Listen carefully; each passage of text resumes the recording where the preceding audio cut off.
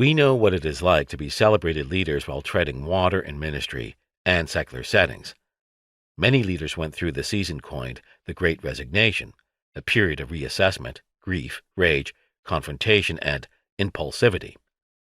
This was a season when it seemed the entire world was on fire. Nicholas and I were on the verge of burnout. We were overwhelmed by the number of leaders who desperately needed answers. Many were trying to discern if the Lord was calling them to make a shift away from unsatisfying, toxic, or dysfunctional workplaces. While other leaders stayed, some were dismissed, realized they had waited too long, or left prematurely. For many, including the two of us, it was a kairos moment, an opportune and decisive time. During that period, we experienced several transitions.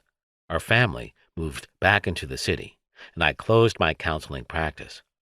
I wrote 2 books focused on spiritual direction and found myself inundated with writing and speaking invitations.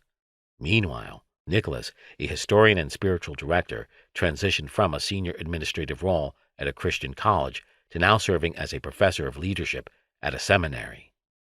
We urgently needed to get to the heart of the matter by answering a singular question: what formed us as Christians and leaders?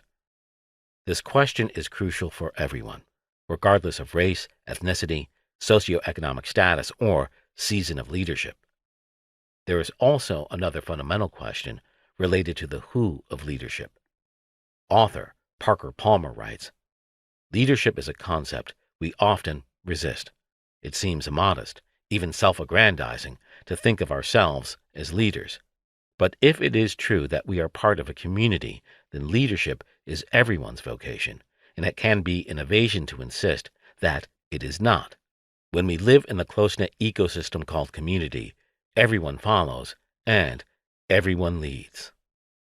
Woven in and throughout each of our leadership stories are trauma and loss alongside threads of love, hope, and resilience.